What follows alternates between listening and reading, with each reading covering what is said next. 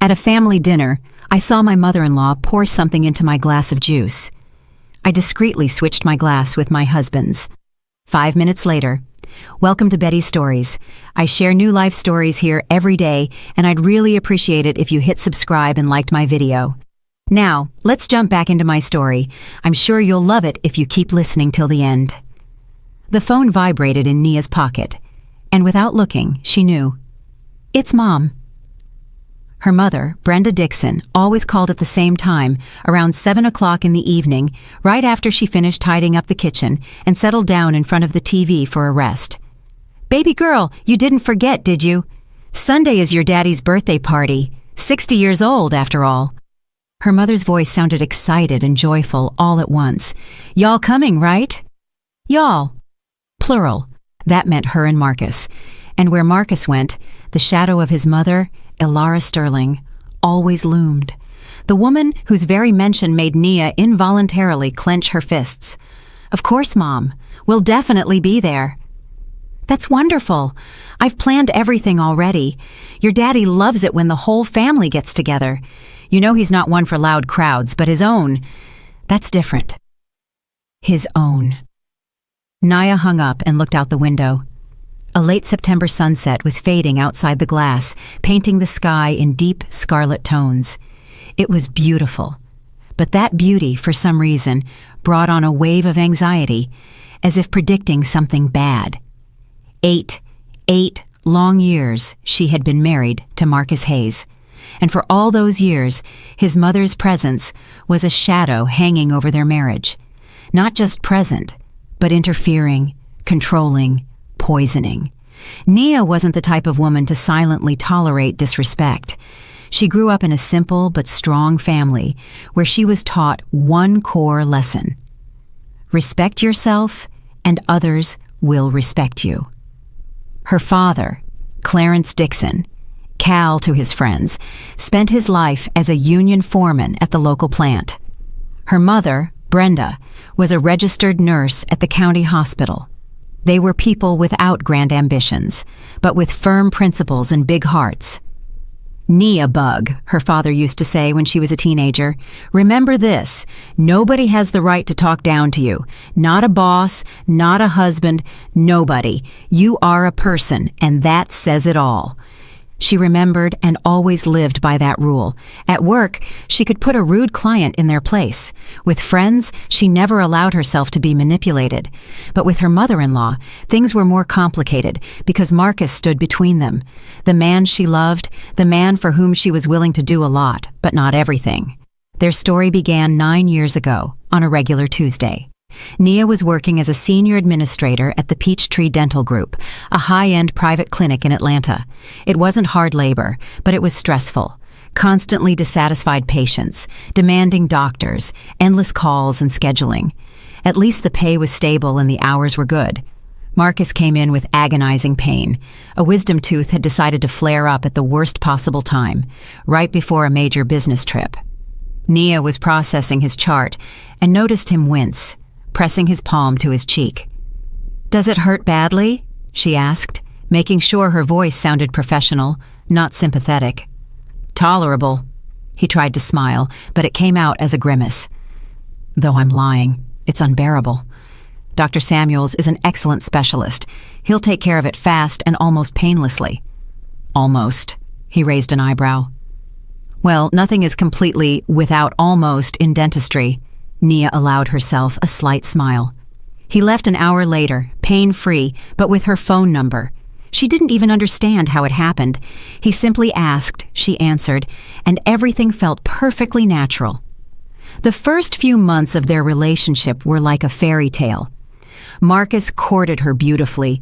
Flowers, upscale restaurants, romantic walks around the city. He was a department head at a major tech firm, earned good money, drove a brand new Lexus ES sedan, and rented an apartment in a good neighborhood. By Nia's standards, he was a catch. "He loves you?" her mother would ask over the phone. "I think so, Mom." "You think so, or you know so?" "I know so, Mom. He says it every day. Saying it is fine, but words are just words. Watch his actions." Marcus's actions checked out too.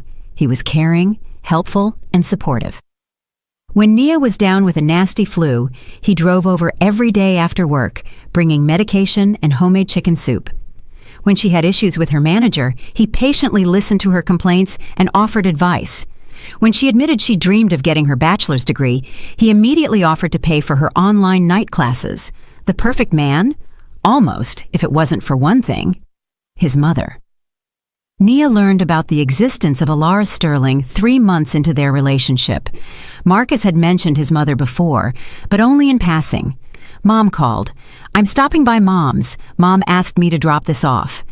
Nia didn't pay it much mind. Everyone has parents. But then Marcus said, "I want you to meet my mom. She's really insistent." Insistent? Nia was surprised. "She knows about me?" "Of course, I told her everything." "And what did she say?" Marcus hesitated, just for a fraction of a second, but Nia noticed it. "She said she wants to meet you, to look at the girl who conquered her son." The word conquered sounded strange. Not fell in love with him or made him happy, but conquered, as if Nia was a besieger, and Marcus was a fortress she took by storm. The introduction happened on a Sunday at his parents' estate in Buckhead. Marcus drove her there, and the entire ride Nia was nervous. It was silly, of course. She was a grown, independent woman. What did she have to be afraid of? The house was striking from the first glance. Huge, a 5-bedroom estate with soaring ceilings and ornate molding, antique furniture, crystal chandeliers, paintings in heavy frames. Nia had grown up in a 2-bedroom apartment in Macon and had only seen this kind of opulence in movies. "Like it?" Marcus asked, noticing her gaze. "It's impressive. It's my grandmother's place. Mom loves it. She takes care of every single detail." Alara Sterling came out of the living room to greet them.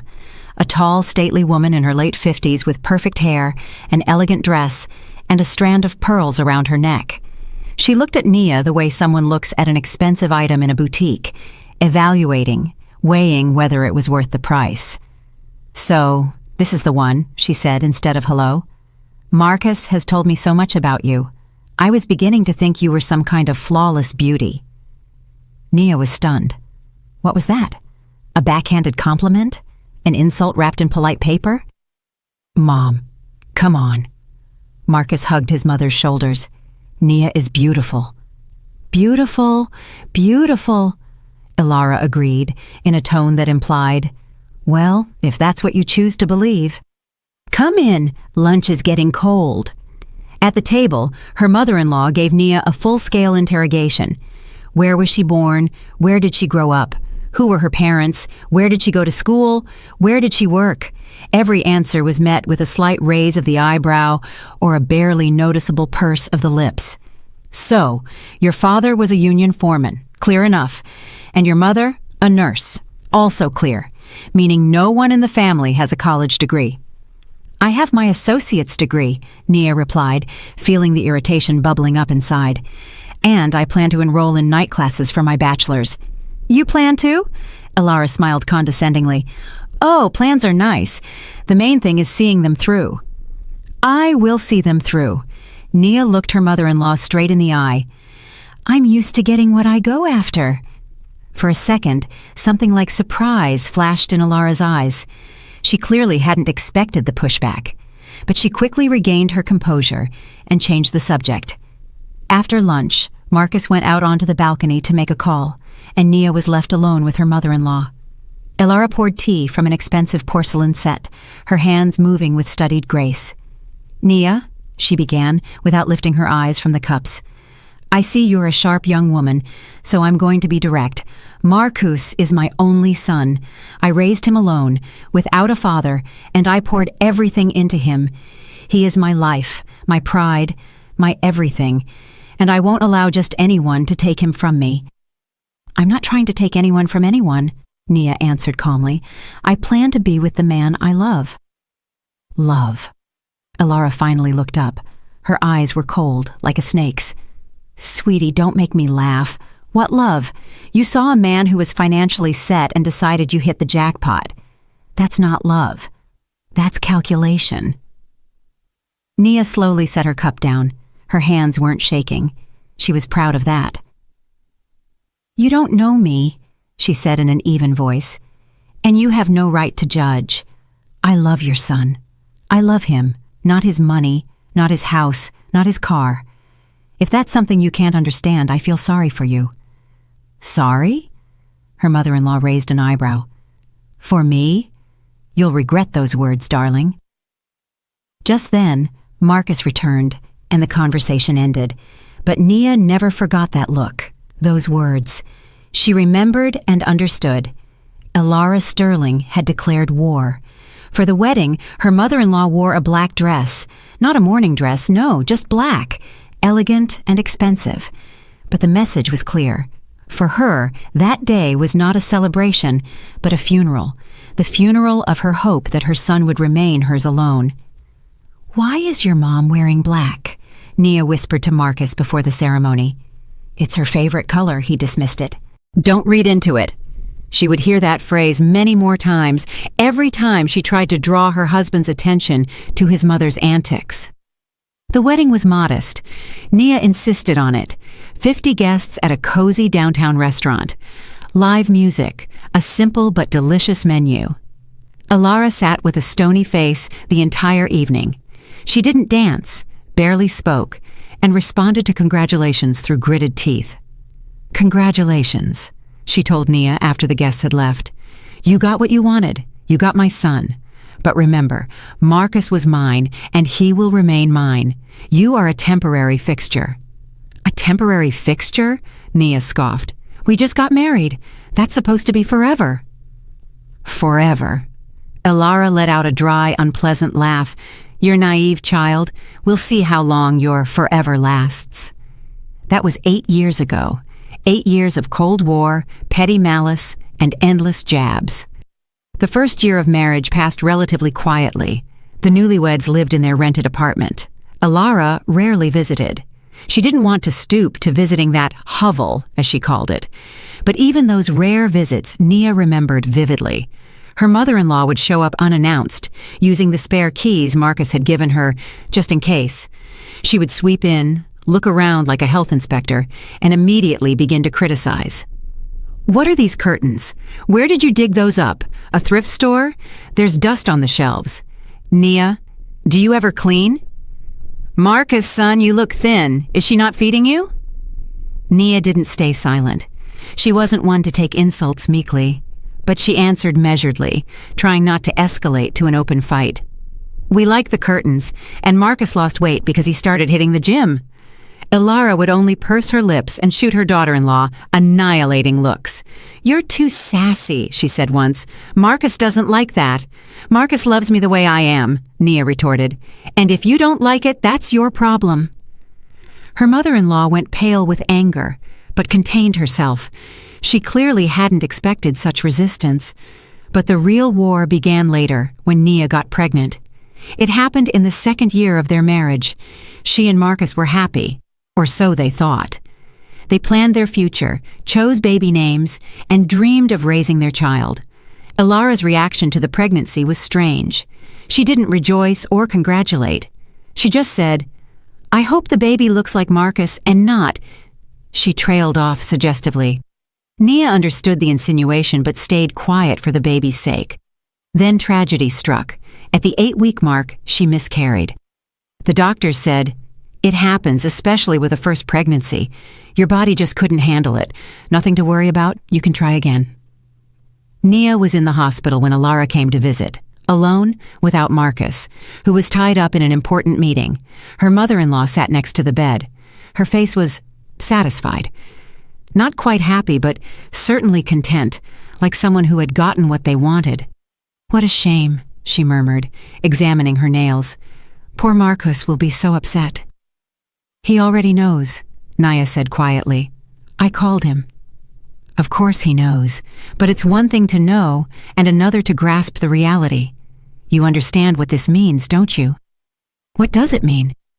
Elara leaned closer. Her perfume, heavy and sweet, stung Nia's nose. "It means you can't give my son what he needs. An heir, a continuation of his line. Maybe this is a sign? Maybe you two shouldn't be together?" Nia felt something break inside her.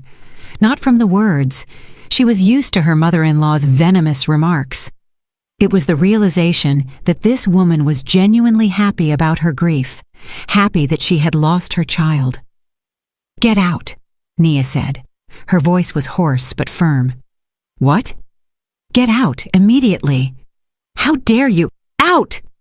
Nia lifted herself onto her elbows, ignoring the weakness and the pain.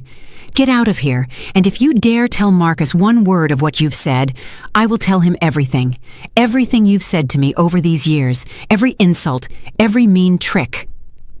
Alara paled, stood up, smoothed her jacket, and walked out of the room. But before she left, she turned and hissed, "You will regret this." Nia didn't tell Marcus anything. Not because she was scared, but because she didn't want to add to his heartbreak. He was already devastated by the loss of the baby. But from that day on, something changed. Nia stopped holding back. The next time Alara showed up unannounced, Nia met her at the door. "Good afternoon. Next time call ahead." "I have keys," her mother-in-law replied brazenly. "You had keys. I'm asking Marcus to get them back." "Try it." Nia tried it, and to her surprise, Marcus agreed. After a long conversation, tears and explanations, he agreed. He took the keys back from his mother. The scandal was enormous. Alara cried, screamed, and accused Nia of every mortal sin, but she didn't get the keys back. It was Nia's first serious victory, and she realized that if she stood her ground, she could get results. But her mother-in-law wasn't about to surrender. She simply changed tactics. Instead of open attacks, she used subtle hints. Instead of crude insults, she offered sympathetic sighs. "Oh, Marcus, you look so tired. Nia must be running you ragged with her demands." "Son, I hear you two are having financial issues. Maybe Nia should find a better job, or just quit altogether and focus on the home, like a proper wife." Drip, drip, drip. These drops slowly but surely began to erode their marriage. In their third year, Nia enrolled in an online business program at the state university. She studied evenings and weekends, juggling it with her job. It was tough, but she managed. When Alara heard about it, she winced. "Why do you need a degree? You should have another baby instead." "A baby will come when we're ready," Nia replied calmly. "And the degree is for my career." "A career for a woman? How selfish." "It's not selfish, it's common sense." In their fourth year of marriage, Nia graduated with honors and landed a job as a financial analyst at a major firm. Her salary doubled. She was proud of herself. Marcus, however, reacted strangely. He didn't rejoice or congratulate her. He only said, "Mom thinks a woman shouldn't earn more than her husband." "Mom thinks a lot of things," Nia retorted. "But we live our life, not hers." "I know, it's just, forget it." But she couldn't forget. With every year, Marcus became more and more like his mother. The same inflections, the same phrases, the same looks. Alara was slowly but surely molding him to her will. In their fifth year, Marcus's stepfather, the man who had raised him since he was 5 years old, passed away. Alara was widowed and became even more unbearable. She demanded constant attention, took offense at everything, and manipulated him with guilt. "I'm all alone now," she would cry over the phone. "Completely abandoned. My own son has left me." "Mom, I haven't left you. I have a wife." "Wife? That woman isn't family. She's using you." Nia would overhear these calls and grind her teeth, but she remained silent for Marcus's sake. In their 6th year, Alara attempted to move in with them temporarily, "until I recover from my grief." "Absolutely not," Nia said firmly, "but she's my mother."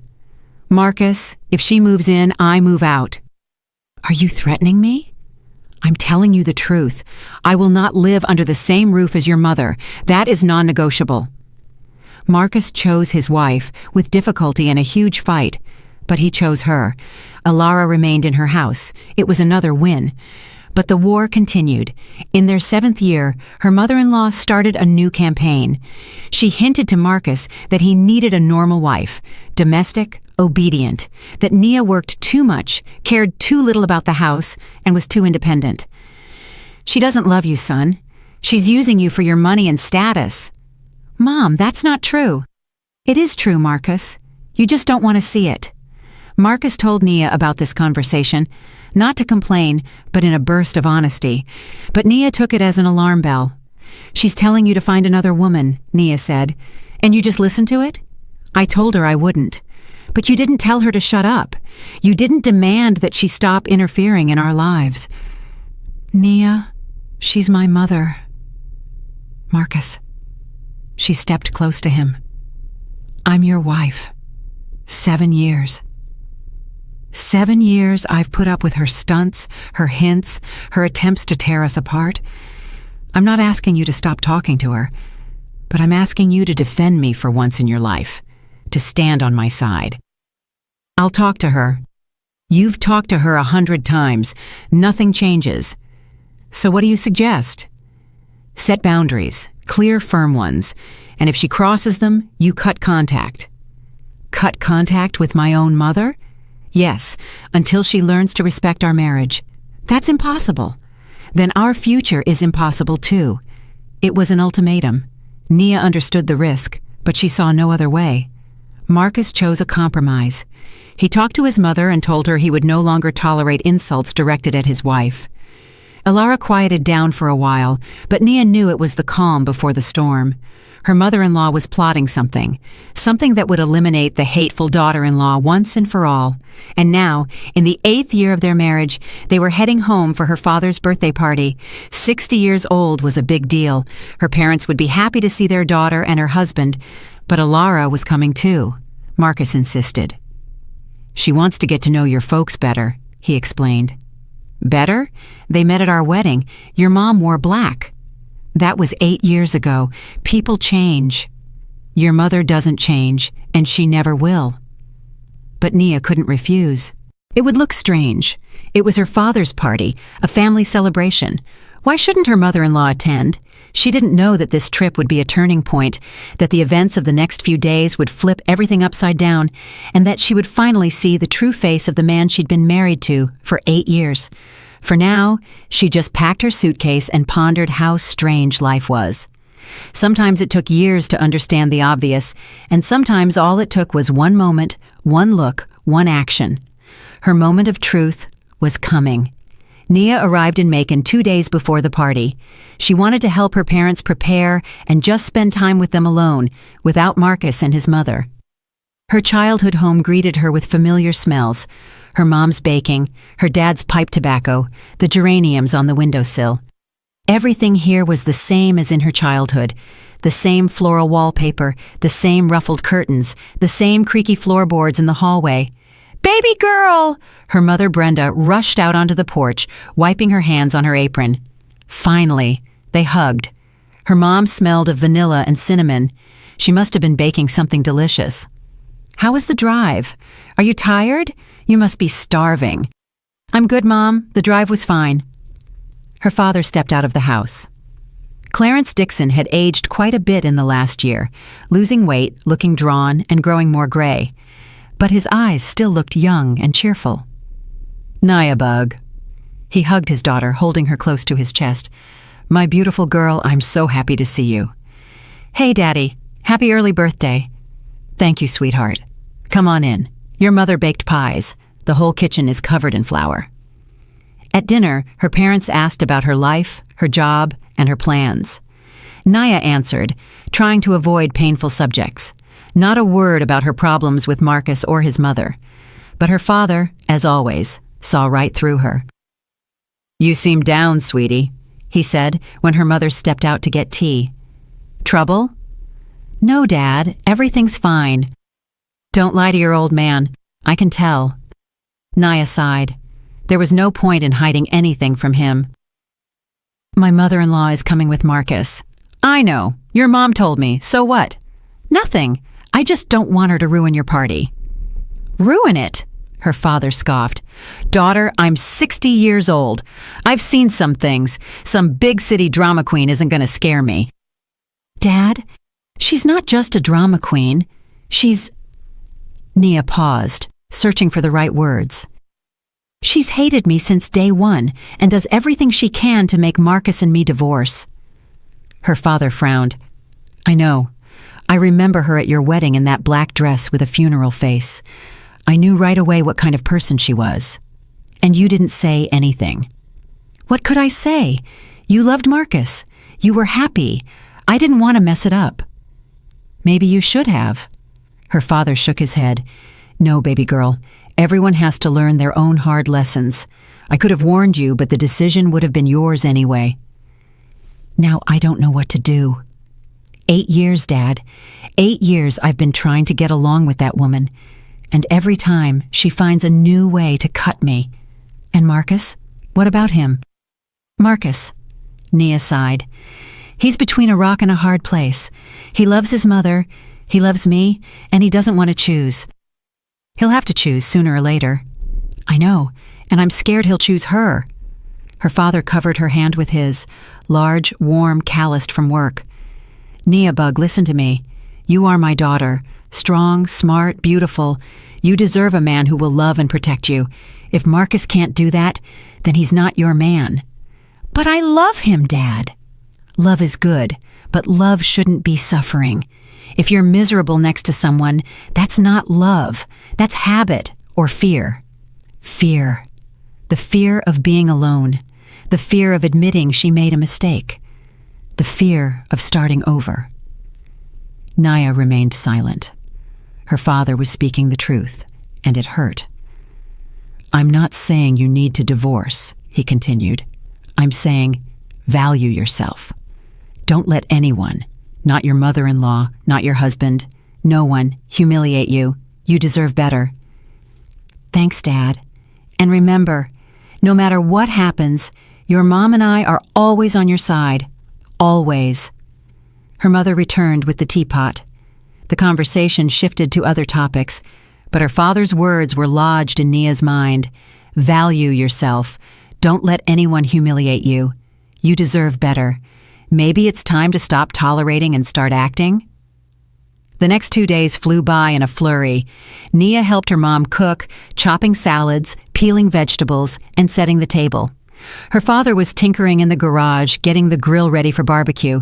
Typical pre-party chaos. Marcus and Alara were due to arrive on Saturday afternoon. Nia awaited the moment with anxiety. And then Saturday came. Around 1 o'clock, the familiar Lexus sedan pulled into the driveway. Marcus got out first, smiling, tanned from a recent vacation. Behind him was Alara Sterling. Her mother-in-law looked strange. Outwardly, everything was perfect. Expensive dress, pearls, flawless makeup. But something about her face was unsettling. A certain gleam in her eyes. Anticipation. "Hello, everyone," she trilled, opening her arms. "I'm so happy to see you." She hugged her mother, then her father, then Nia. The hugs were brief, formal, but her voice was honeyed, almost sincere. "What a charming home," Alara exclaimed, looking around. "So cozy, just like a summer cabin." A summer cabin, Nia gritted her teeth. To Alara, their family home was just a rural shack, nothing more. Come on in, her mother bustled. "Lunch is ready." At the table, her mother-in-law behaved impeccably. She praised the food, asked her father about his work, and admired her mother's garden, the perfect guest. Too perfect. Nia watched her, unable to shake the feeling that something was wrong. Alara was never this friendly, never smiled this broadly, never gave so many compliments. She was plotting something definitely. After lunch, the men stepped outside to smoke and check the grill. Her mother was clearing dishes. Nia wanted to help, but Alara held her arm. "Nia Bug, let's talk, alone." "Here we go. It begins." "About what?" "About your future with Marcus." They went out onto the screened porch. It was evening, and the air smelled of autumn and damp leaves. Beautiful. Nia didn't have time for beauty. "I'm listening." Alara sat in a wicker chair and crossed one leg over the other, the posture of a hostess, not a guest. "I'll be honest," she began, "I don't like your relationship with Marcus." That's not news. Don't interrupt. There was steel in Alara's voice. You've been married for 8 years, no children. Marcus is unhappy. How do you know that? He tells me. Every time we speak on the phone, he says you've drifted apart, that you only think about your career, that there's no intimacy between you anymore. Naya clenched her fists. Marcus was discussing their relationship with his mother, telling her intimate details. Our relationship is none of your business. My son is my business, always has been, always will be. Your son is 38 years old. He's a grown man. He is my child, and I want the best for him. And the best is what? Some obedient housewife who will pop out babies and cook Sunday dinners? Alara smiled, coldly, calculatingly. Perhaps. Or maybe you, if you change. I'm not going to change. I am who I am. And if Marcus doesn't like it... Nia stopped herself. She didn't know what to say. You see, her mother-in-law said, satisfied, you're unsure about your own marriage, and all I want to do is help. Help? Nia scoffed. Help you. Help Marcus and you. Help you break up without unnecessary pain before things get worse. Break up? Divorce? Peacefully? Civilized? Divide the assets and go your separate ways. You'll get the apartment, the car, whatever you want. Marcus won't be petty. Nia stared at her mother-in-law, unable to believe her ears. This woman had come here, to her father's birthday party, to offer her a divorce. Are you insane? She said slowly. No, darling, I'm perfectly healthy, and I want my son to be happy. He's not happy with you, so we need to fix it. And Marcus, does he know about this offer? Alara hesitated, only for a second, but Nia caught it. We discussed the general situation. So he doesn't know. He will understand when the time is right. Naya stood up. Her hands were trembling, but her voice was firm. Alara Sterling, I have heard enough. I don't know what you've planned, but I'm warning you. I am not a pushover. I never have been, and I never will be. And if you think you can just get rid of me like this, you are tragically mistaken. Her mother-in-law looked up at her. There was no anger in her eyes, only cold calculation. We shall see, she said quietly. We shall see, Nia Bug. Nia turned and walked back into the house. Her heart was pounding. Something was going to happen. Something bad. She felt it. That evening, after everyone had gone to bed, Nia couldn't sleep for a long time.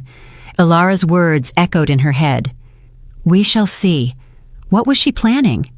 What was her scheme? Around midnight, Nia heard voices through the wall. Marcus and his mother were talking quietly, almost whispering. She crept to the door and listened. Everything is ready, Alara was saying. Tomorrow at dinner. Mom, I'm not sure. Don't be a coward, Marcus. We discussed this. There is no other way. But if she finds out... She won't find out. Everything will go smoothly. Trust me. Nia recoiled from the door. Her heart dropped. Everything is ready. Tomorrow at dinner. There is no other way. They were planning something, both of them. Marcus and his mother. Something that was supposed to happen tomorrow, something bad.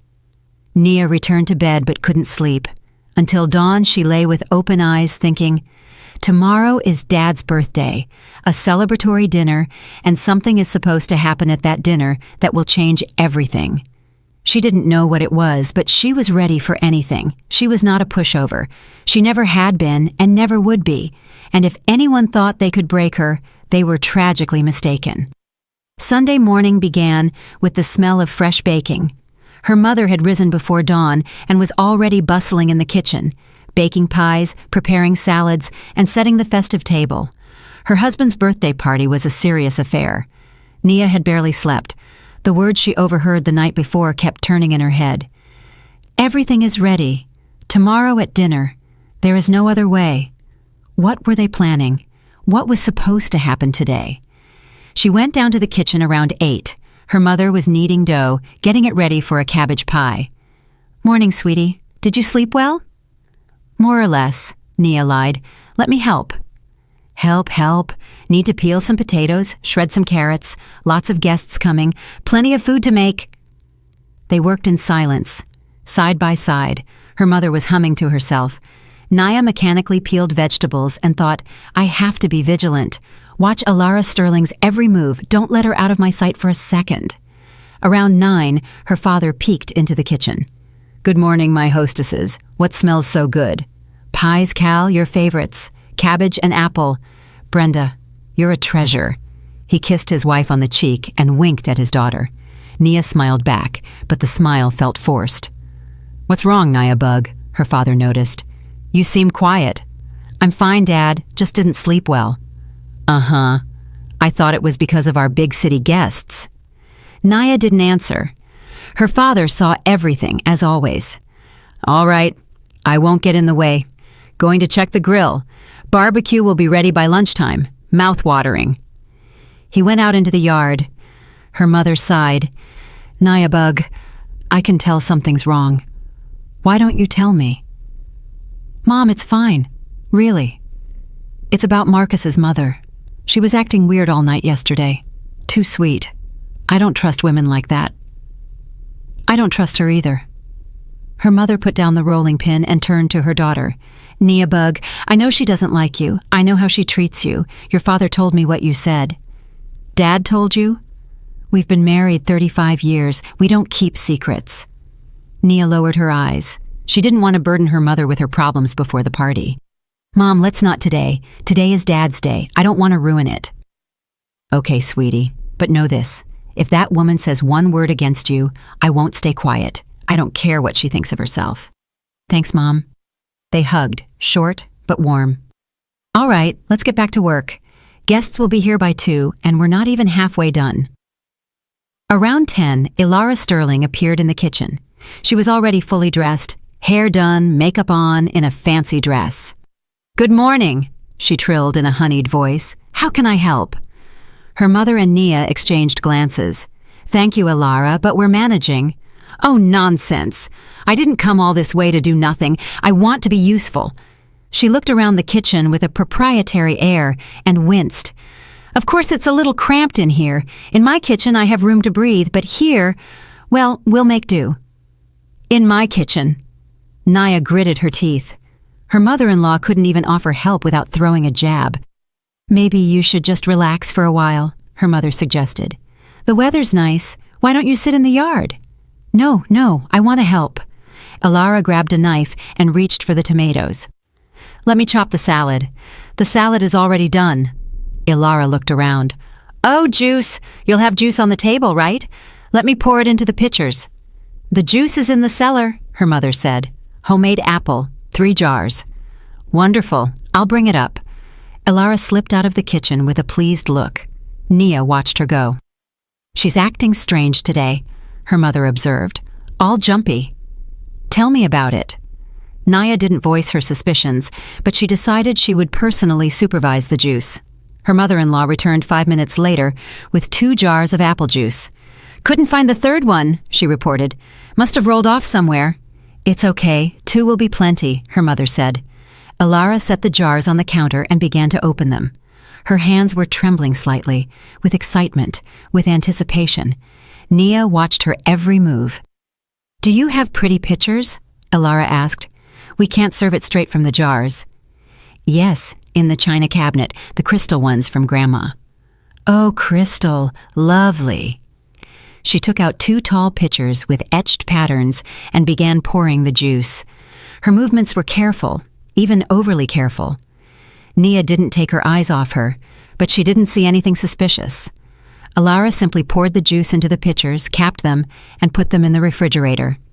Done, she announced with a smile. What else? Thank you. Nothing more. Go relax. Her mother-in-law shrugged and left. Nia let out the breath she'd been holding. Maybe she was just overthinking things. Maybe that late-night conversation was about something else entirely. But her gut instinct screamed, no, something is wrong here. By noon, the house was buzzing.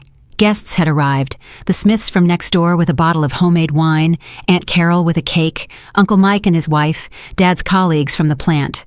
A small crowd, about 15 people. Her father hated large gatherings. Marcus helped move chairs and carry tables. He was unusually quiet and avoided looking Nia in the eye. "Is everything all right?" she asked, catching him in the hallway. "Yeah, sure. Just tired from the drive.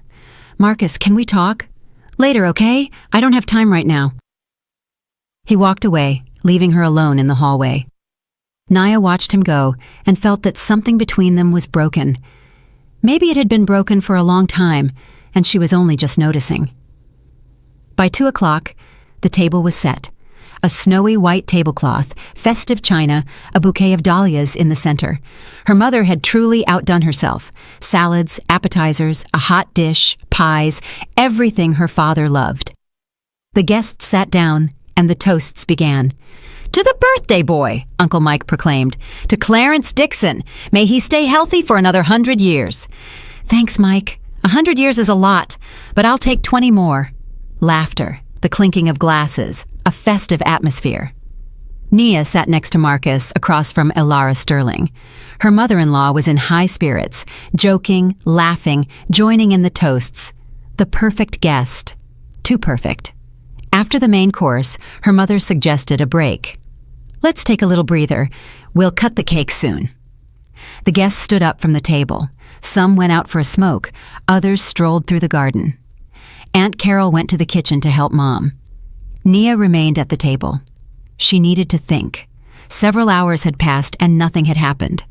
Maybe she was wrong? Maybe that talk the other night was about something else entirely? "Nia, bug," her mother-in-law's voice broke her thoughts. "Can you help me?" Elara was standing by the china cabinet with a tray in her hands. "With what?" "We need to pass out the juice to the guests. Your mother only has 2 pitchers. It's awkward. Let's pour it into glasses and set them out." "Okay." Nia stood up and walked over to the cabinet. Elara was already taking out the glasses. Simple, clear glass, all identical.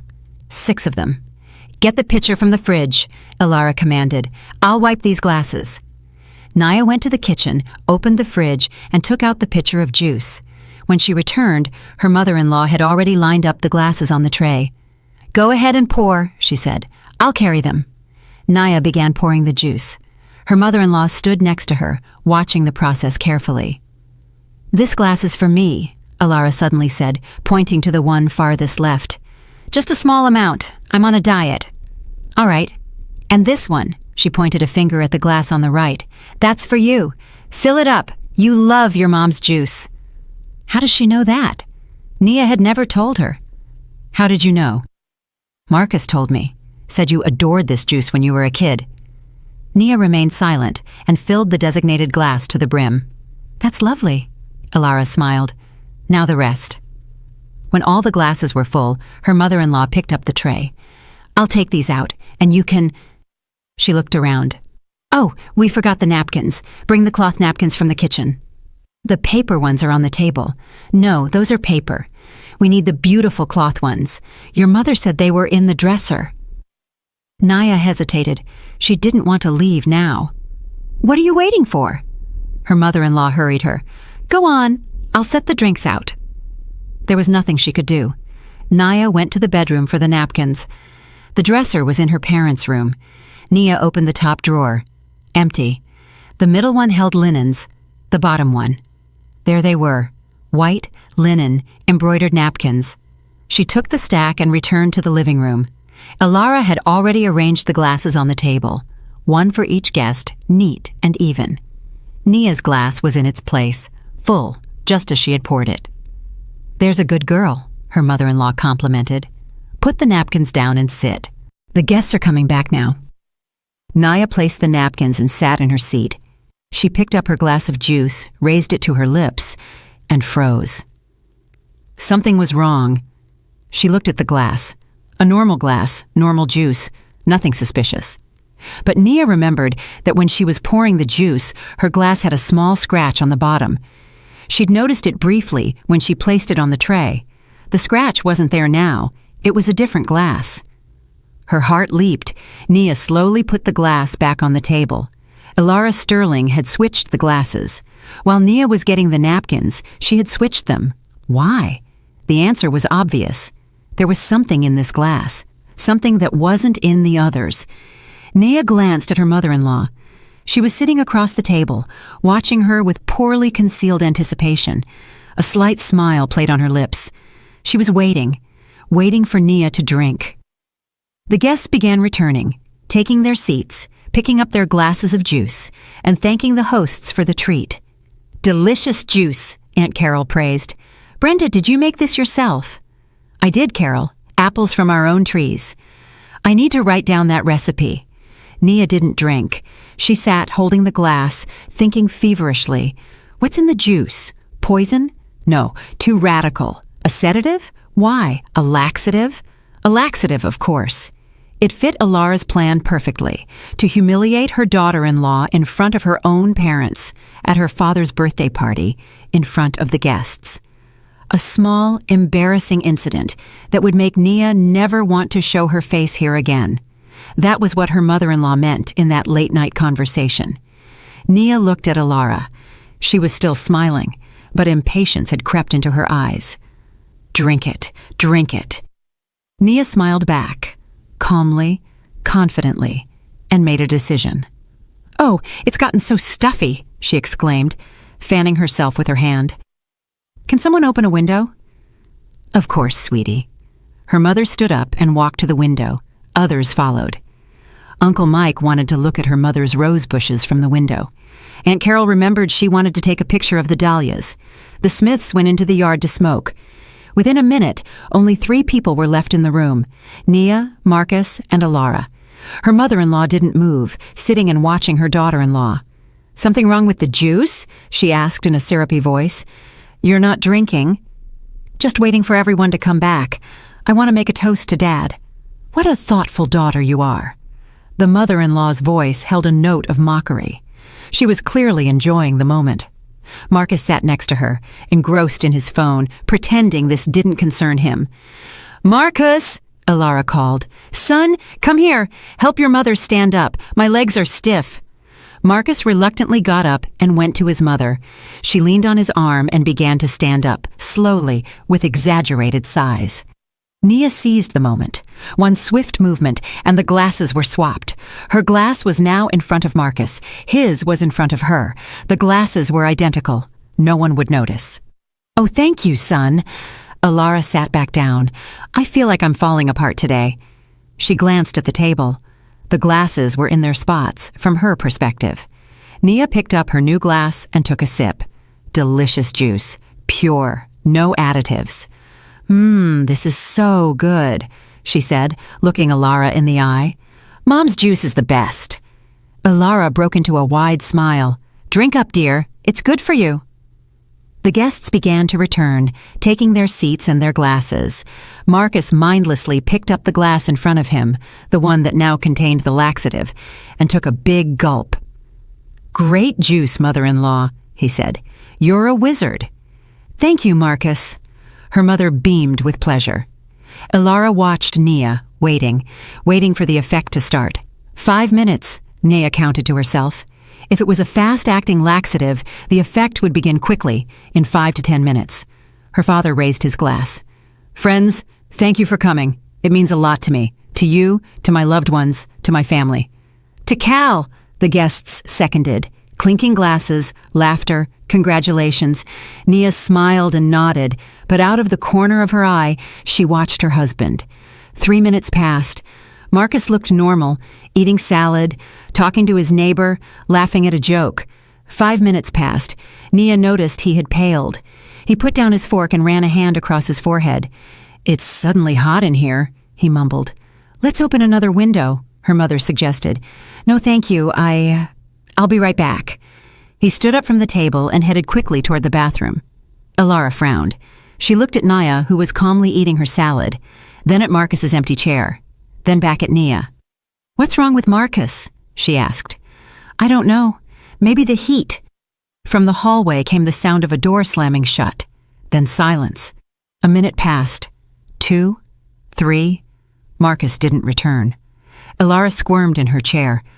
"I'll go check on him," she said, standing up. Nia watched her go. Her mother-in-law quickly walked down the hall and disappeared around the corner. A minute later, A shriek rang out. "Marcus, son, what's wrong?"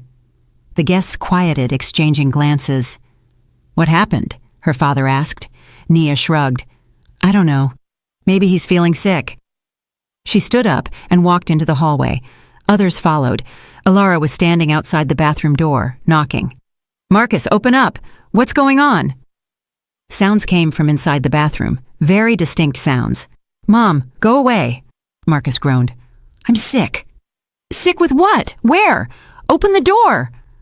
"I can't. My stomach." Alara went pale. She looked at Nia with wide, horrified eyes. "You," she whispered. "Me?" Nia asked innocently. Her mother-in-law opened her mouth but couldn't speak. She understood. She understood what had happened. "We need to call a doctor," her mother suggested, walking up behind them. "Maybe it's food poisoning?" "No," Alara screamed. "No doctor. It's just a stomach bug. It happens." "But if he's that sick..." "It will pass. Everything will pass." She rushed to the bathroom door. "Marcus, sweetie, hang in there. It'll be over soon." "Mom," Marcus's voice was pitiful, almost childlike. "I feel really bad." I know. Just be patient." Nia stood and watched the scene. Inside, she felt empty. No joy, no malice, just fatigue. This was her moment of truth. This was the truth about the man she had married. Marcus knew. He knew about his mother's plan and did nothing. He didn't warn her. He didn't stop it. He allowed his mother to put a laxative in his wife's juice. 8 years. 8 years she had tried to save this marriage, tolerating humiliation, seeking compromises, hoping for the best. And all that time, he was on his mother's side. "Maybe the guests should just have some cake for now," her father suggested, appearing in the hallway. "This is awkward." Yes, her mother fussed. "Let's go. I'll cut the cake." The guests gratefully returned to the room. No one understood what was happening, but everyone felt uncomfortable. Nia stayed in the hallway. Alara was also keeping watch over her son at the bathroom door. "You did this?" her mother-in-law hissed when they were alone. "You switched the glasses." "What glasses?" Nia asked innocently. "Don't pretend. I saw you." "Saw what? Did you see me put a laxative in your son's juice? Why would I do that to my own husband?" Alara opened her mouth and closed it. She had fallen into her own trap. If she told the truth, she would admit that she had tried to poison her daughter-in-law. If she stayed silent, it would look like Marcus just got sick. "Exactly," Nia smiled. "I have no idea what's wrong with Marcus. He must have eaten something that wasn't fresh." "You'll pay for this," Alara snarled. "I won't forgive you." "Are you threatening me? I'm warning you." Nia stepped close to her mother-in-law, so close she could see every wrinkle on her perfectly manicured face. "Alara Sterling," she said, quietly but firmly, "I put up with your stunts for 8 years. 8 years I tried to find common ground with you, but everything has a limit." "What are you rambling about? I know you put something in my juice. I know Marcus was aware of it. I know you planned this together." Her mother-in-law went pale. "That's not true." "It is true. I heard your conversation last night. Everything is ready. Tomorrow at dinner. There is no other way. Remember?" Alara was silent. Her lips were trembling. "You wanted to embarrass me in front of my parents," Nia continued. "To humiliate me, crush me, so I would never show up here again, so Marcus would divorce me and run back to Mommy. You..." "Don't interrupt. I'm not finished." Nia took a deep breath. "As of today, everything between us is over. I will not communicate with you. No calls, no visits, nothing. You no longer exist to me. You wouldn't dare. Marcus won't allow it." "Marcus is currently locked in the bathroom thanks to your laxative. I think he will have time to think about his choices." Another groan came from inside the bathroom. Alara flinched toward her son. "Marcus!" "Mom, not now," he moaned. Nia turned and walked into the living room. She could hear her mother-in-law's wailing behind her, but she didn't look back. Enough. 8 years was enough. She was not a pushover, never had been, and wasn't about to start now. In the living room, the guests were drinking tea and eating cake. The conversation was subdued. Everyone knew something had happened, but they didn't know what. "Nia-bug, how is Marcus?" her mother asked. "He's sick, just a stomach bug." "Poor dear. Should we get him some medicine?" "It'll pass on its own." Nia sat down at the table and took a slice of cake. It was delicious, chocolate with buttercream roses, her mother's signature recipe. "So?" her father asked quietly, leaning toward her. "I'm good, Dad." "For real?" Nia looked him in the eye. "For real. Actually, better than good." Her father nodded. He understood, in his own fatherly way. "If you need anything, your mom and I are right here." "I know, Dad." "Thank you." Marcus appeared half an hour later, pale, drawn, with wet hair. He must have washed his face. Elara trailed behind him, supporting him by the elbow. "Marcus, maybe you should lie down," she fussed. "I'm fine, Mom. I'm okay." He sat at the table, avoiding Nia's gaze. He took a glass of water and drank. "How are you, son-in-law?" her mother asked sympathetically. "Feeling better?" "Yes, thank you. I'm sorry I ruined the party." "Didn't ruin anything. It happens. Health comes first." Elara sat in her seat. Her face was set in stone. The party continued, but the atmosphere had changed. Something lingered in the air. Tension, unspoken words. The guests felt it and were eager to leave. By 6 o'clock, everyone had gone. Only the family remained. Her parents, Nia, Marcus, and Elara. "Will you help me clear the table?" her mother asked Nia. "Of course." They headed to the kitchen. Elara started to follow, but her mother stopped her. "You go relax, Elara. Nia and I can handle it." "But I want to help." "No need. You're a guest." Her mother's voice was cold. She must have sensed something, too. In the kitchen, Nia silently washed dishes. Her mother put the leftovers into containers. "Nia-bug," she finally said. "What happened?" "Nothing special, Mom. Don't lie to your mother. I can tell something happened. You're not yourself." Nia sighed. She didn't want to lie, but the truth was hard to tell. "Mom, I think I've made a decision." "What decision?" "I'm not going to talk to Elara Sterling anymore. Ever." Her mother froze, container in hand. "What did she do?" "Mom, I don't want to talk about it. Not today. I'll tell you later. I promise." Her mother looked at her for a long time, then nodded. "All right. But know that I'm on your side, no matter what." "I know, Mom. Thank you." They finished cleaning in silence. When they returned to the living room, a strange quiet reigned. Her father was sitting in his chair, reading the newspaper. Marcus was on the sofa, looking at his phone. Elara sat opposite him, back straight, lips pursed. "We need to leave," Nia announced. "We have an early start tomorrow." "Already?" Her mother sounded disappointed. "Why don't you spend the night?" "No, Mom. I need to get back to Atlanta."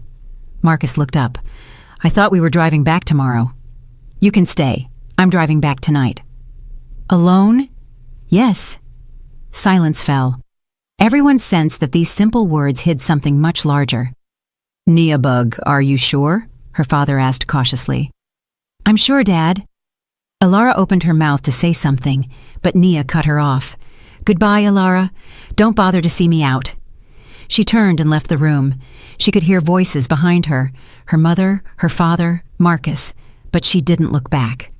Nia packed her belongings in 5 minutes. The suitcase was small. She had only come for a few days. Her father met her at the door. "Sweetie, will you tell me everything later?" "Later, Dad. I promise." Are you getting a divorce?" Nia paused. "I don't know yet, but something has changed forever." Her father hugged her tightly, fiercely. "Whatever you decide, your mom and I will support you. Remember that." "I will, Daddy. Thank you." She got into her car and started the engine. In the rearview mirror, she saw her parents standing on the porch, waving. Nia waved back and pulled out of the driveway. The drive back to Atlanta took 4 hours. The whole time, she thought about the 8 years of her marriage, the hopes that hadn't come true, the love that had turned into habit, and the man who had betrayed her for his mother. She didn't cry. Strangely, there were no tears, only exhaustion and a strange sense of relief, as if a weight she had carried for too long had been lifted from her shoulders. She arrived home around 10 in the evening. The empty apartment greeted her with silence. Nia unpacked, took a shower, and lay in bed. But she couldn't sleep. Her phone vibrated, a text from Marcus. "We need to talk." Nia looked at the screen. She stared at it for a long time. Then she typed a reply. "Tomorrow, not tonight." And she turned off her phone. That night, she had a strange dream. She stood on the edge of a cliff, looking down. Fog swirled in the abyss. Someone was calling her name from behind, but she didn't look back. And then she jumped, not down, but forward, and realized she could fly. She woke up with the sunrise. A new day was beginning, a new day in a new life. Marcus arrived around noon. Nia was waiting for him, composed, calm, and ready for the conversation. "Hey," he said, entering the apartment. "Hey." They sat in the living room, facing each other, like strangers. "Nia, Wait, I'll go first." Marcus fell silent. "I know your mother put a laxative in my juice," Nia said in an even voice. "I know you were aware of it. I know you planned it together." "Nia, that's not true." "Don't lie to me. I heard your conversation. Everything is ready. Tomorrow at dinner. There is no other way." Marcus went pale. "You were eavesdropping?" "I heard it by chance, but that doesn't matter. What matters is this." She paused. 8 years, Marcus. 8 years I tried to be a good wife, endured humiliation from your mother, looked for compromises, hoping that you would stand up for me someday. But you never did. Nia, Don't interrupt. The day before yesterday, your mother tried to poison me, not with venom, but with a laxative. She wanted to embarrass me in front of my parents at my father's birthday party, and you allowed it. I didn't know she was going to. You knew, and you stayed silent. That's even worse." Marcus lowered his head. "Nia, I'm sorry. I didn't mean for this to happen." "What didn't you mean to happen? Didn't you mean for me to find out? Didn't you mean for the plan to fail? Didn't you mean for it to turn out this way? How did you want it to turn out? Did you want me to soil myself in front of the guests and die of shame? So I would never visit my parents again? So I would divorce you and clear the way for some obedient housewife, as your mommy puts it?" Marcus was silent. "Answer me." I don't know. Mom said it was the only way." "The only way to what?" "The only way to save our marriage." Nia laughed, bitterly, without humor. "To save our marriage by embarrassing me, humiliating me, crushing me? You call that saving a marriage? Mom said you were too independent, that you needed to be put in your place, that after this you would change." "Change? Change into what? Broken, obedient, convenient? No, not like that." "Yes, exactly like that, Marcus. Your mother wanted to break me, and you helped her." He lifted his head. Tears were in his eyes. "Nia, I love you. I really do." "That's not love. A loving person doesn't betray their partner, doesn't allow their mother to humiliate their wife, and doesn't participate in conspiracies against their own family. I was wrong. I understand it. Now. And before you didn't understand?" Marcus was silent. "You know what the most painful thing is?" Nia continued. "It's not the laxative in the juice, not your mother's plan, not even the fact that you knew and stayed silent. The most painful thing is that you're still defending her." "I'm not defending her. You are. Even now, with everything out in the open, you say, 'Mom said, Mom wanted, Mom thought,' as if she was the one making the decision and you were just executing it. But it's true. No, Marcus, it's not true. You're a grown man, 38 years old. You make your own decisions. And yesterday, you made the decision to betray me." "Nia, please." "I'm not finished. I've made a decision too. I will not communicate with your mother anymore, period. No calls, no visits, nothing. She no longer exists to me." "That's impossible." "It's possible, and it's non-negotiable. But she's my mother. And I'm your wife. For 8 years, Marcus, I've been second place to your mommy. I'm done." She stood up. You have a choice. Either you set boundaries with your mother and we try to save this marriage, or you continue to be a mama's boy, and then we go our separate ways. Nia, is this an ultimatum? Yes, it's an ultimatum. I'm tired of half measures and compromises. It's time to decide. Marcus sat motionless. His face was a mix of confusion, fear, and bewilderment. I need time to think, he finally said. Think, but don't take too long. My patience has run out. She walked toward the door. Nia, wait. What? I really do love you. Nia turned around. If you love me, prove it. Not with words, but with actions. And she walked out of the room. The next 3 days passed in silence. Marcus slept in the guest room. Nia stayed in the bedroom. They barely spoke. Ilara called every day. Nia didn't answer. Marcus spoke to her briefly in monosyllables. Nia didn't ask what was said. On the 4th day, Marcus came to her. I talked to Mom, he said. I told her she crossed the line and that this can't go on anymore. And what did she say?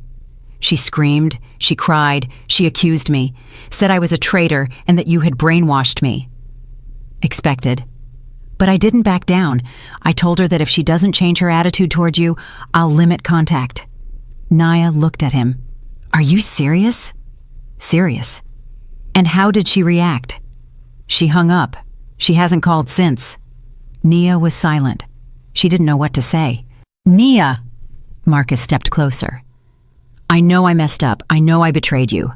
But I want to fix everything. Give me a chance. A chance for what? A chance to prove that I've changed, that I choose you. She looked at him, the man she had lived with for 8 years. Handsome, successful, smart, and yet so weak. Marcus, one conversation isn't enough. You understand that, right? I understand. Your mother will try to regain control. She'll manipulate, pressure, threaten. Are you ready to resist that? I am ready. Really? Yes. I'm tired of being caught between you two. I'm tired of being torn apart. I want a normal marriage with you. Nia sighed. I don't know, Marcus. Honestly, I don't know. Trust isn't rebuilt in one day. I get it. Give me time. Give us time. She looked at him for a long time, thinking. All right, she finally said. But with conditions. What conditions? First, I have no contact with your mother, period. If she comes over, I leave. Accepted. Second, you do not discuss our relationship with her. Nothing, ever. Accepted. Third, if she ever tries anything like that again, we divorce. No discussion. Marcus nodded. Accepted. Then let's try. He hugged her, carefully, uncertainly. Thank you, he whispered. Thank you for giving me a chance. Nia didn't answer. She wasn't sure she was doing the right thing, but she decided to try. One thing she knew for certain. With Ilara Sterling, it was over forever. She was not a pushover, and she wouldn't tolerate it anymore. A month passed. October was rainy and cold. Raindrops hammered monotonously on the window. The sky was covered in gray clouds, and it seemed the sun had forgotten the way to Atlanta. Nia sat in the kitchen with a cup of cold tea, watching the rain. Her thoughts flowed slowly, sluggishly, like the endless streams of water down the glass.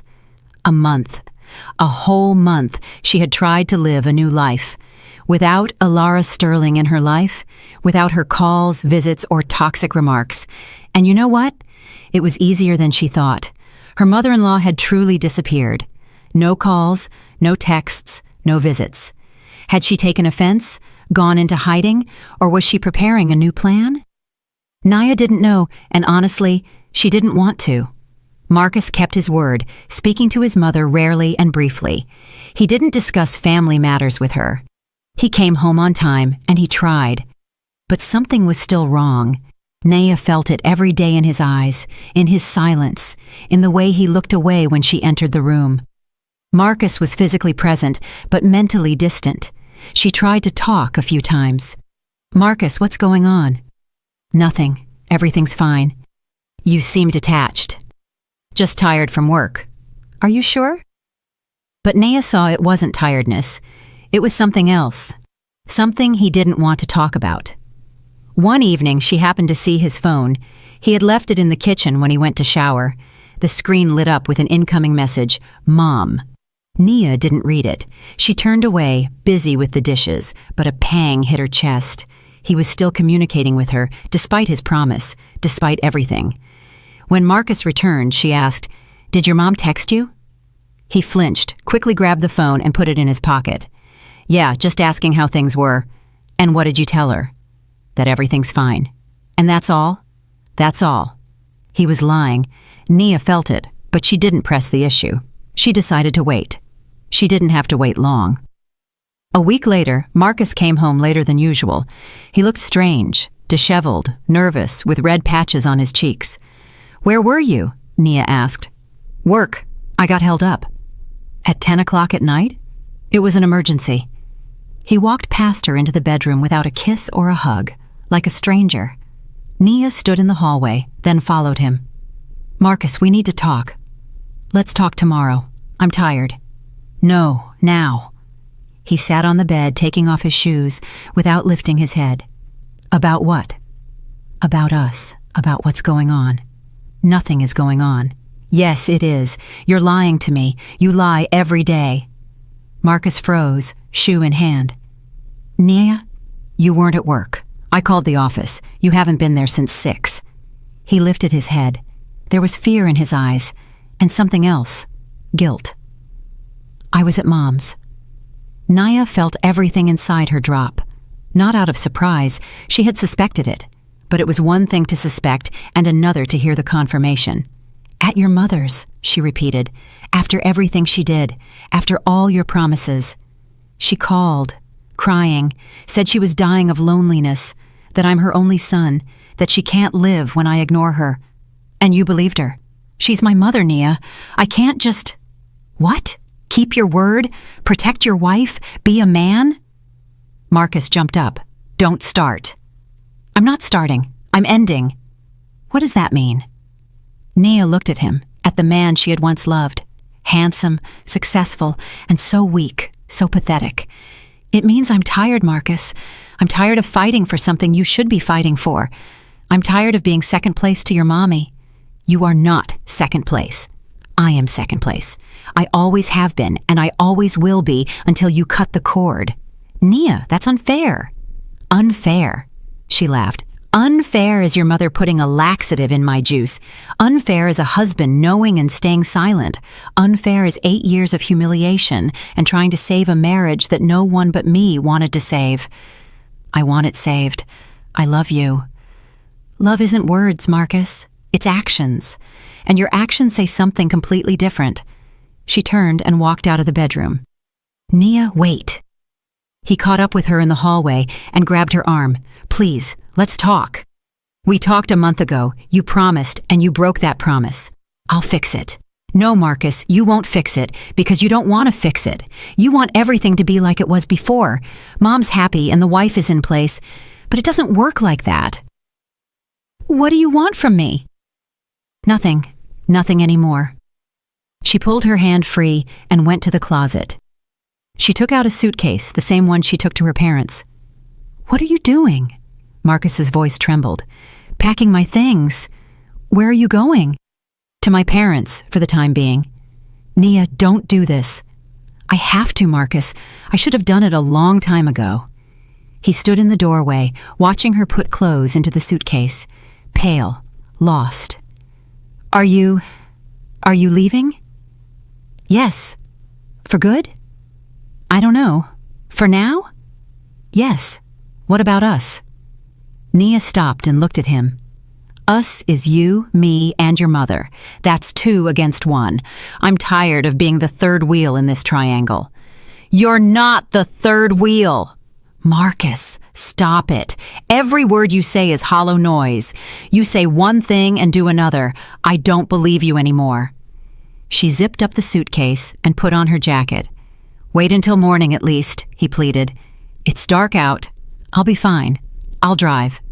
Nia. He was silent, looking at her with a kind of childlike despair. "I don't want to lose you."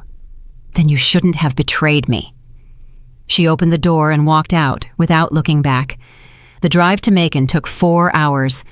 The freeway was almost empty at night.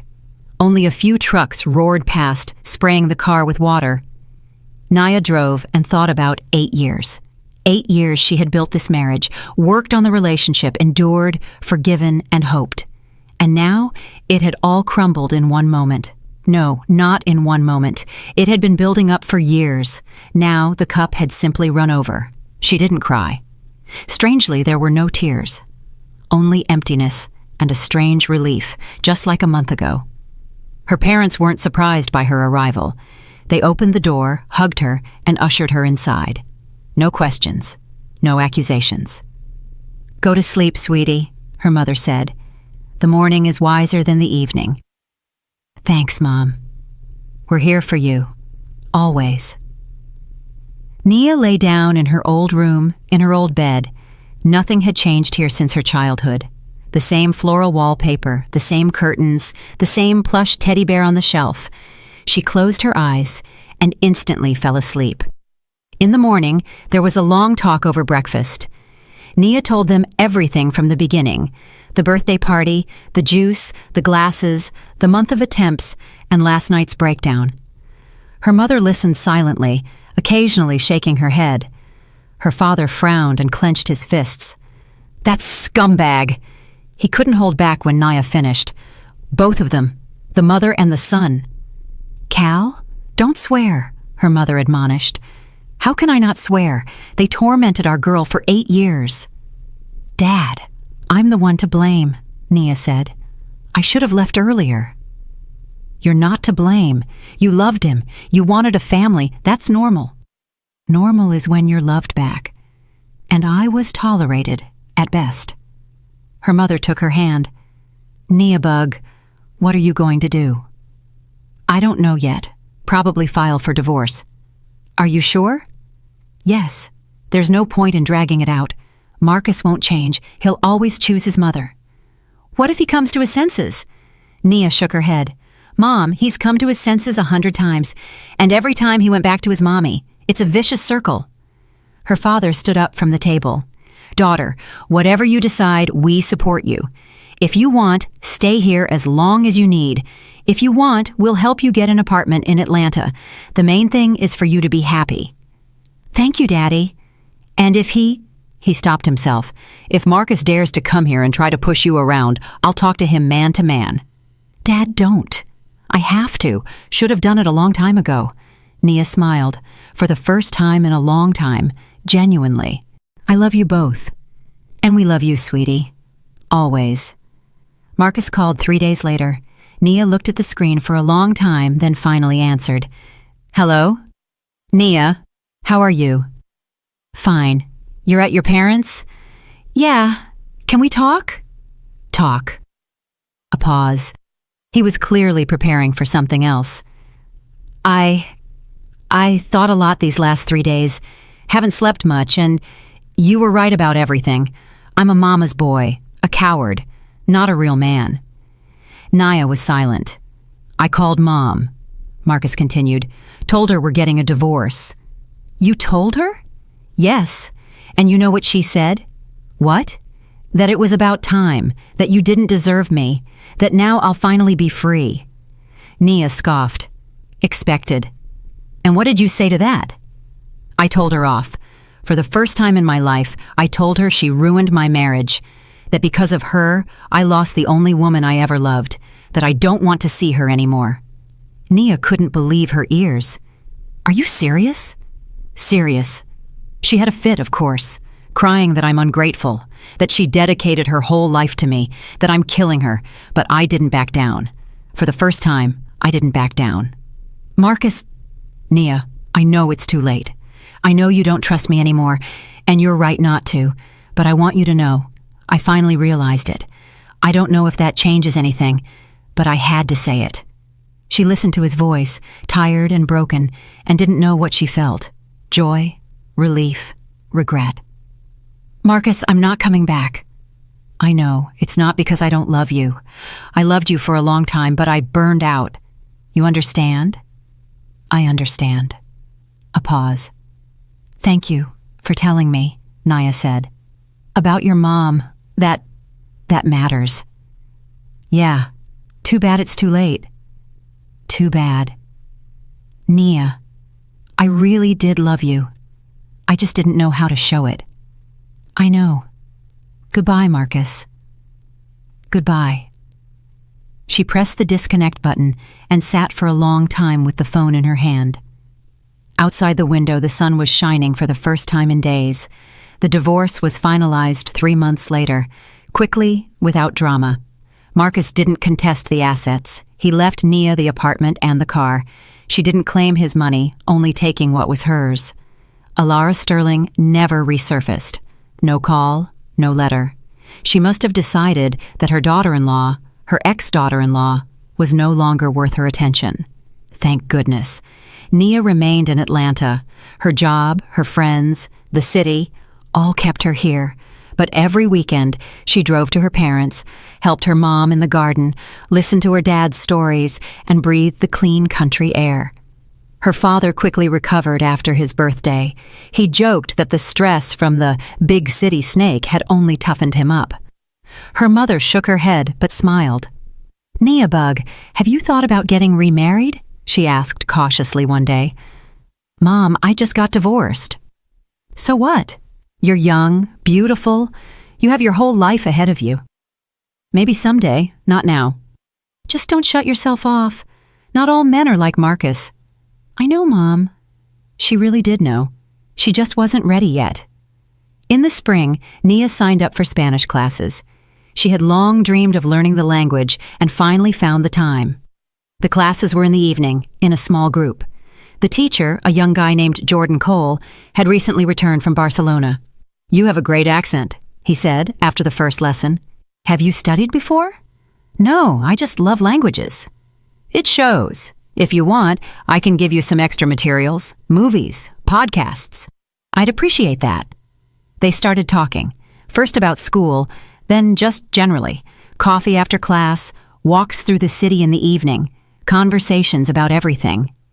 Jordan was different, nothing like Marcus. Open, cheerful, independent.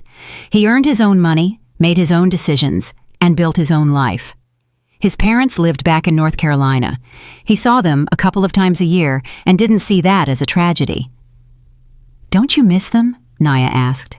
"I do, but everyone has their own life. They understand that." "You're lucky." "Why?" "Not all parents understand that." He didn't ask further, just nodded and changed the subject. Nia was grateful for that. By summer, they started dating, carefully, slowly.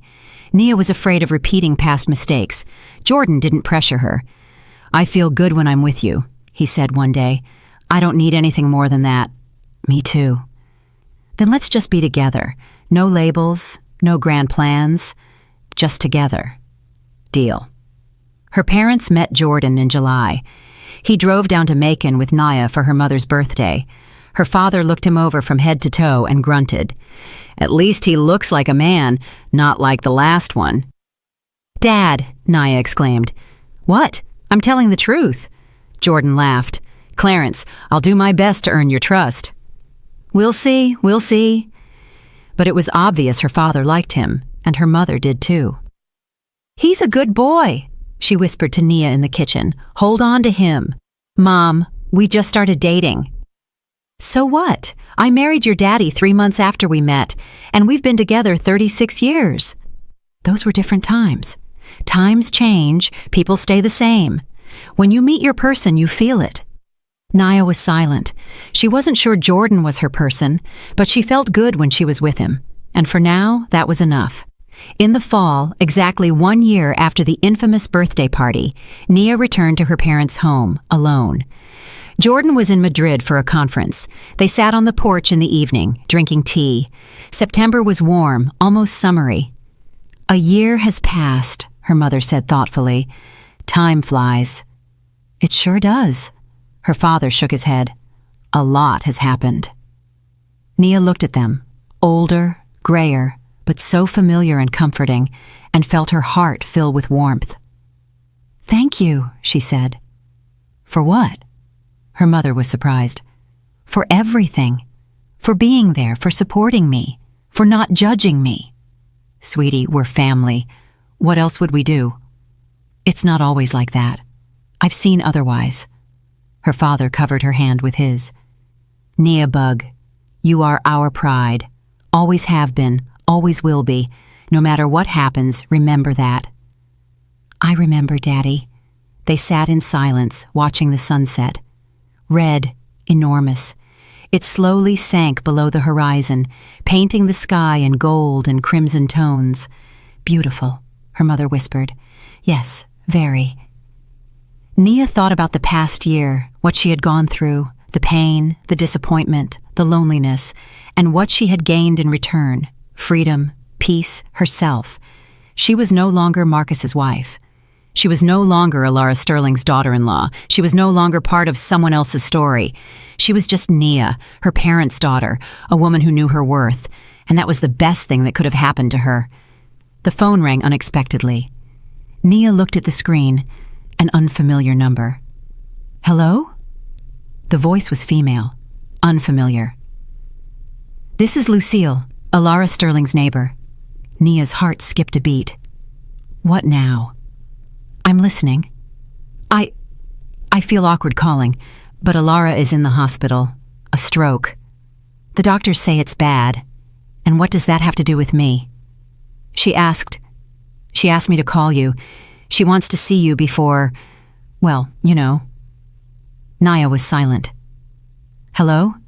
Can you hear me?" "I hear you. Which hospital?" "County General ICU." "All right, I'll come." She hung up and looked at her parents. They had overheard the conversation. "You're going?" her father asked. "Yes." "Why?" "I don't know. Maybe to get closure." Her father grunted. "Smart words, but essentially right. Go on, but don't let her wound you again." "I won't, Dad. I'm not that person anymore." She arrived at the hospital 2 hours later. County General, old buildings, worn walls, the smell of bleach and medicine, ICU on the 3rd floor. They didn't want to let Nia in, but she insisted. "She asked for me. Tell the doctor." 10 minutes later, she was led into the room. Alara was lying in bed, hooked up to IVs and monitors, gaunt, pale, with sunken cheeks. She looked like an old woman to Nia, though she was only 65. "You came," her mother-in-law whispered when she saw her. Her voice was weak, barely audible. "You came. I didn't think you would." "Me neither." Nia sat on the chair next to the bed. She looked at the woman who had poisoned her life for so many years and felt nothing. No anger, no pity, emptiness. "Why did you ask for me?" Alara closed her eyes. Her lips trembled. "I wanted to say that I'm sorry." Nia couldn't believe her ears. "What?" "I'm sorry. For everything." Her mother-in-law opened her eyes. They were filled with tears. "I was wrong. All along. From the very beginning. Why are you telling me this?" "Because I'm dying. The doctors don't say it, but I know. I feel it. I wanted the best for Marcus. I thought I was protecting him from you, from everyone. And in reality," she coughed, "in reality, I ruined everything. His life, yours, mine." "That's true. I know. Now I know." She held out her hand, thin, with protruding veins. "Forgive me, Nia. Please." Nia looked at that hand, the hand that had put the laxative in her juice, the hand that had pointed to the door, the hand that had taken 8 years of her life, and she took it. "I forgive you." Alara began to cry, softly, silently. Tears rolled down her cheeks and disappeared into her gray hair. "Thank you," she whispered. "Thank you." "I'm not doing this for you," Nia said. "I'm doing it for myself, to let go." "I understand.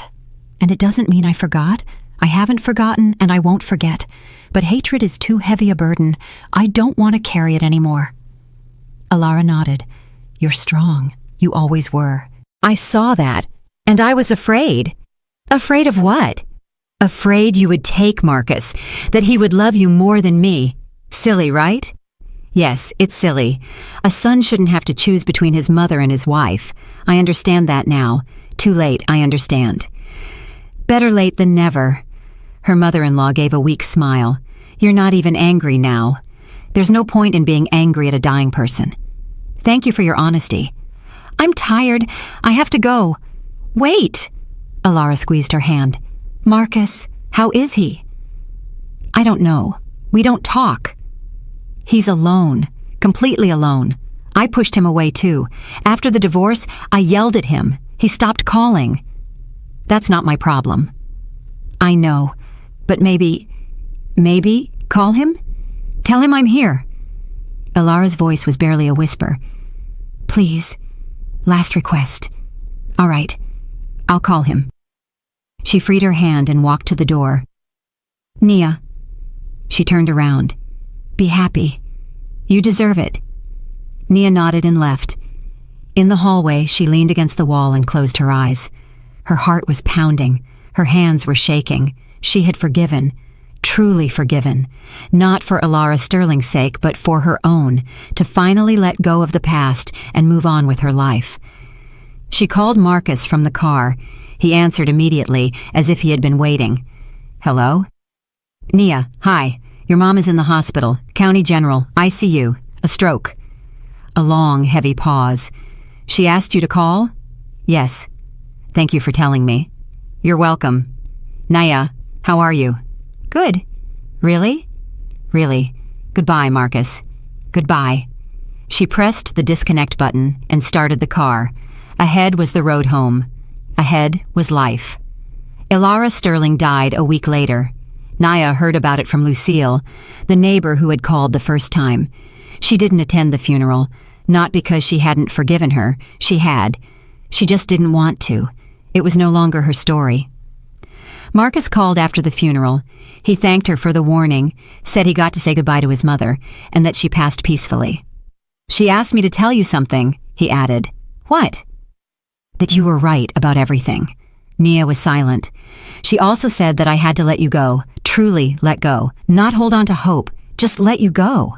That's good advice. Yeah, the first good advice she gave me in my entire life. They fell silent. Be happy, Naya. You too, Marcus. Try. The connection ended. Naya looked at the phone and smiled. It was over. Finally over. 8 years of struggle, pain, and disappointment. 8 years of trying to be someone she wasn't. 8 years of living next to a man who never learned to value her. Now it was done. Period. She dialed Jordan's number. Hey, how's the conference? Great. I'm flying back tomorrow. I missed you. I missed you too. What are you doing? Looking at the sunset. It's so beautiful. Take a picture for me. Seriously. Nia, I love you. She smiled wide and heartfelt. I love you too. See you tomorrow. See you tomorrow. She hung up and walked onto the balcony. The sun was setting behind the rooftops, painting the sky in gold and crimson tones. Beautiful. Very beautiful. Nia stood and watched the sunset. For the first time in a long time, she felt truly free. Free from the past, from resentment, from other people's expectations. She was not a pushover, never had been, and never became one. She fought for herself, for her dignity, and for her right to be happy, and she won. I'm really glad you're here and that I could share my story with you. If you liked it, show me by liking the video and subscribing to my channel. Let's see how many of us there are. Write in the comments which city you're watching from and what time it is. I'm so curious to know where all you wonderful people are tuning in from. If you want to support me a little extra, you can also send a small donation. I share new life stories for you every single day. And now, 2 of my most popular stories will pop up on the screen so you can choose what to watch next.